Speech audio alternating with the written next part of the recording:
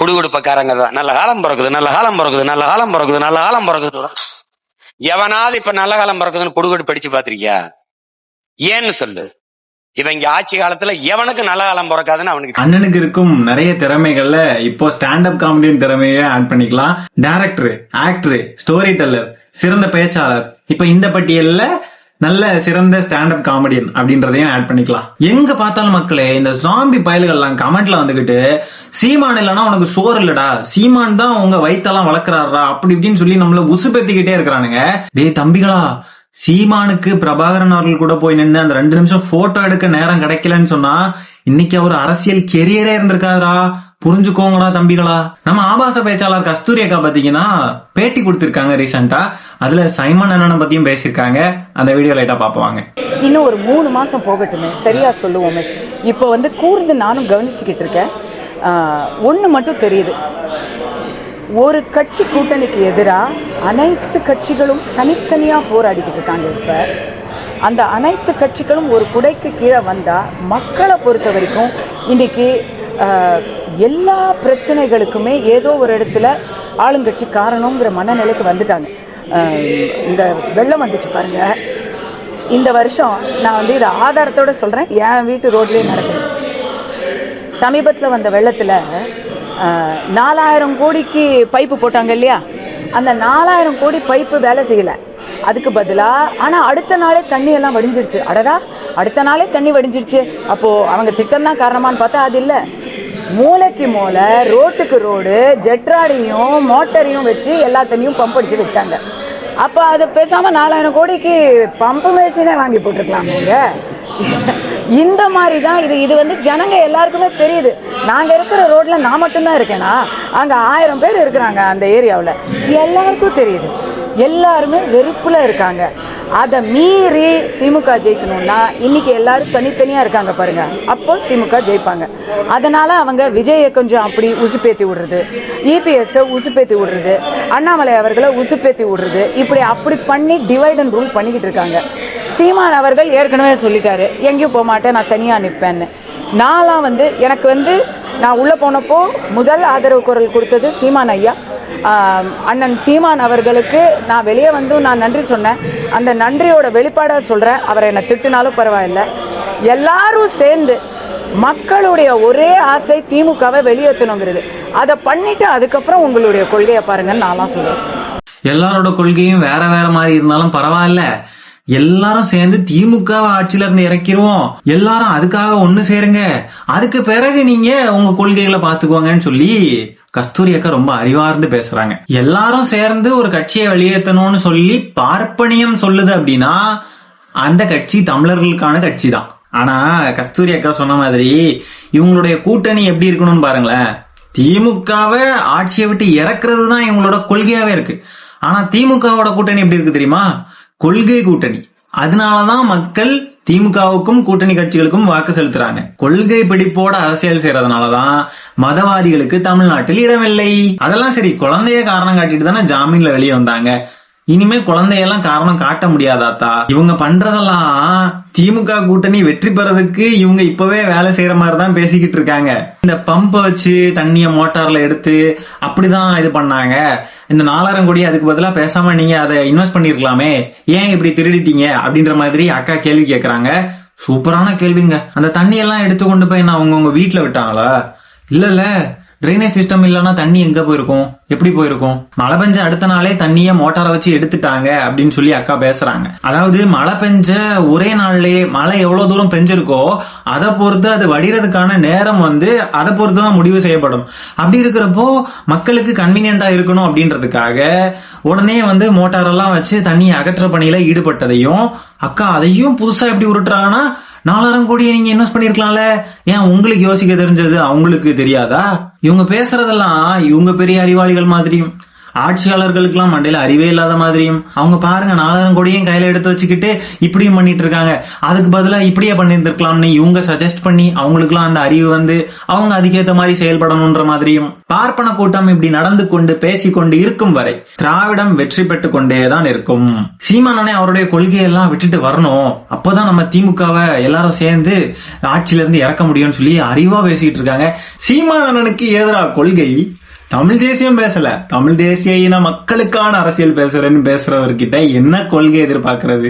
சீமானை கஸ்தூரி அக்கா பாராட்டுறதும் அவரு இவங்கள சப்போர்ட் பண்றதும் இவங்க எல்லாம் ஒரே RSS குட்டையில ஊறின மட்டைகள் தானே, அது நம் தமிழ்நாட்டு மக்களுக்கு தெரியும் தானே. இவங்க ஜெயிலுக்கு போயிட்டு வெளியே வந்ததெல்லாம் ஏதோ மக்களுக்கான போராட்டத்துல ஏதோ ஈடுபட்டுக்கிட்டு வந்தது மாதிரி நினைச்சுக்கிட்டு இருக்காங்க போல. அரசியலமைப்பு சட்டத்தில் உள்ள தனி மனிதன், மொழி, இனம், மதம் போன்ற அடையாளங்களை வைத்து அவதூறு செய்த வழக்குக்காக அக்காவை உள்ள தூக்கி போட்டிருந்தாங்க. இப்ப வெளியே வந்திருக்காங்க, அதுவும் கெஞ்சி கூத்தாடி வந்திருக்காங்க. ஏதோ பெரிய போராளி மாதிரி சீன் கிரியேட் பண்ணிட்டு இருக்காங்க அக்கா.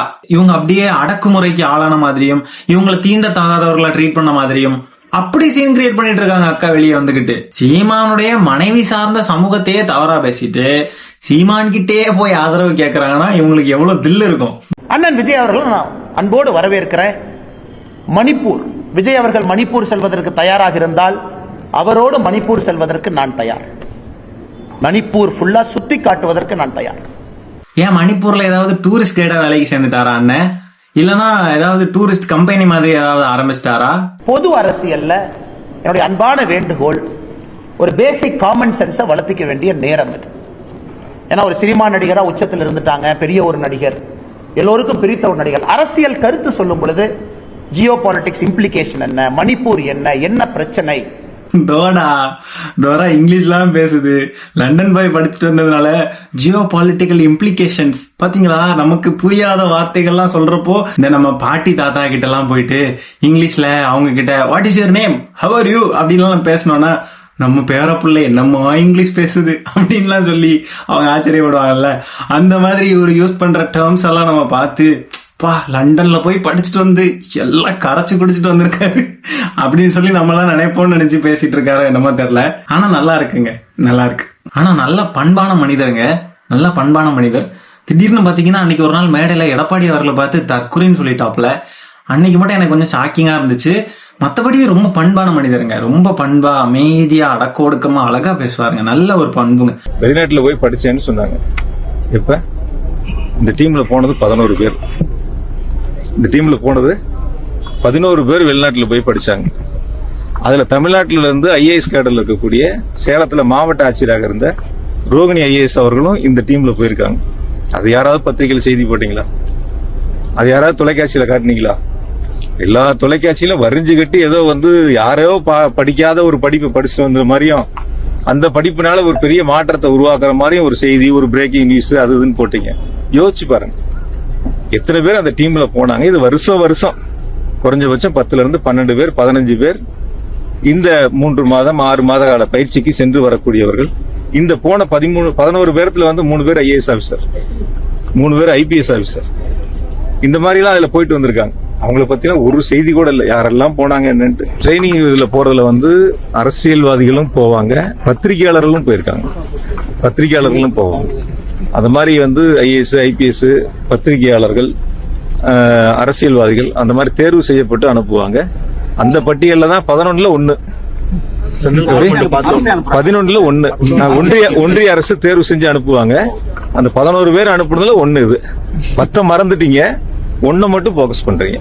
அதனால அந்த 11 சேர்த்து போக்கஸ் பண்ணா நல்லா இருக்கும். அண்ணாமலை மட்டும்தான் லண்டனுக்கு போய் படிச்ச மாதிரியும், அண்ணாமலை பாருங்க அரசியல் படிக்க போறாரு, அண்ணாமலை பாருங்க லண்டன்ல இருக்காரு, அண்ணாமலை பாருங்க அது இதுன்னு சொல்லிட்டு இந்த மீடியாஸ் எல்லாம் போக்கஸ் பண்ணிட்டு இருந்தாங்க. பார்த்தா 11 பேர் போயிருக்காங்களாமே. இப்பதாங்க தெரியுது எனக்கும். அப்படியே இந்தியால இருந்தே ஒருத்தர் மட்டும் தான் போன மாதிரியும், தமிழ்நாட்டில இருந்தே அவர் ஒருத்தர் தான் போன மாதிரியும், அவர் போய் அங்க படிச்சுட்டு ரிட்டர்ன் வரப்போ புயல் வருகிறது, புயல் கரையை கடக்கிறது அப்படி இப்படின்னு புயல் எல்லாம் சொல்லி அவனுங்களை கிண்டல் பண்ணிக்கிட்டு வேற இருந்தானுங்க. சில மாதங்களுக்கு முன்பு மதிப்பிற்குரிய சீமான் அவர்களுக்கு ஒரு நேர்காணலுக்காக நான் அவர்கிட்ட கேட்டேன். உடனே நான் பண்ணாங்க, நேர்காணல் வரும் சனிக்கிழமை வச்சுக்கலாம்னு சொன்னாரு. அதற்கு நேர்காணலுக்கு நானும் தயாராகினேன். தயாராகிட்ட பிறகு நாம் தமிழர் கட்சியிலிருந்து ஒரு ஃபோன் வருது. சார் என்ன சொல்லுங்க, என்ன கேள்வின்னு கொடுத்துட்டீங்கன்னா அண்ணன் ரெடி ஆயிடுவாரு, நாளைக்கு காலை நம்ம இன்டர்வியூ வச்சுக்கலாம்னாரு. என்னங்க இப்படி கேட்குறீங்கன்னாரு. அவர் கட்சியிலிருந்து ஃபோன் பண்ணி முதல்ல கேள்வி கொடுத்துருங்க, கேள்வி கொடுத்து அண்ணன் தயாராகிடுவாரு, நாளைக்கு நேர்காணல் வச்சுக்கலாம்னு சொன்ன பிறகு எனக்கு ரொம்ப ஆச்சரியமா இருந்துச்சு. நான் உடனே நான் பண்ணேன், இடுமாவன கார்த்திக்கு ஃபோன் பண்ணேன். என்ன கார்த்தி இப்படி அண்ணன் என்னண்ணே கேள்வியெல்லாம் கேட்குறாராம், இது எப்படி இது என்ன இல்லைண்ணே நான் பேசிட்டு லைனில் வரேன்னாரு. அப்புறம் 2 நிமிஷம் லைனில் வந்தார். அண்ணன் இல்லைண்ணே அண்ணன் கேட்கலண்ணே, நம்ம ஐடியிலேருந்து பசங்க கேட்டிருக்காங்க, தப்பாக நினைக்காதுன்னா அதுக்கு காலை இன்டர்வியூ வந்துருங்கன்னாரு. சரி ஓகே முடிஞ்சிச்சு. நான் எப்போவுமே வெள்ளூர்லேருந்து ட்ரெயினில் வரக்கூடியவன், எனக்கு நிறைய மிஸ் கால் இருந்துச்சு பார்த்தேன். காலைல இடுமான கார்த்திக்கு ஃபோன் பண்ணேன், என்னப்பா சொல்லுப்பானாரு. அண்ணன் சொன்னார் என்ன இல்லைண்ணே நேர்காணல் இப்போ வேணான்னு சொல்லிட்டாரு, அப்புறம் வச்சுக்கலாம். தம்பிகளா, முதலமைச்சர்லாம் பார்த்து எப்படி கிண்டல் பண்ணீங்க, துண்டு சீட்டு வச்சு படிக்கிறாரு அப்படின்லாம் எவ்வளவு கிண்டல் பண்ணீங்க. உங்க அண்ணன் என்னடா இன்டர்வியூல கேட்கிற கேள்வி எல்லாம் லிஸ்ட் தந்தீங்கன்னா நல்லா இருக்கும்லாம் கேட்டிருக்காரு. என்னடா இப்படி கேவலப்படுத்துறாரு. அப்ப எல்லாம் வெட்டி வாய்ச்சாவடால் தான், துண்டு சீட்டு வச்சுதான் அப்ப அவரு இதெல்லாம் ப்ரிப்பேர் பண்ணிக்கிட்டு வந்து அங்க மேடையில எல்லாம் நின்று வாய்க்கிலே பேசுறது, அது மாதிரி இன்டர்வியூஸ்ல ஆமை கறி சாப்பிட்டேன் உடும்பு கறி சாப்பிட்டேன்னு சொல்றது. அப்ப எல்லாம் அப்படிதானா? கர்ப்பத்துல இருந்து பசங்களை ஃபாலோ பண்ண வச்சிருக்காரு. என்ன கர்ப்பத்துல இருந்து பேசி ஃபாலோ பண்ணிருக்காரு? என்ன பேசுறீங்க புரியல எனக்கு. சார் கர்ப்பத்துல இருந்து அவரை ஃபாலோ பண்றாங்க சார். எந்த கர்ப்பத்துல இருந்து யாரு ஃபாலோ பண்ண? என்ன பிரவீன் காந்தி 92 தான் படமே நடிக்க வராரு. என்ன அந்த குழந்தை தான் சார் இன்னைக்கு ஓட்டாளர். 25 வருஷமா பூய உனக்காக வந்து 30 வருஷம் ஆகுது.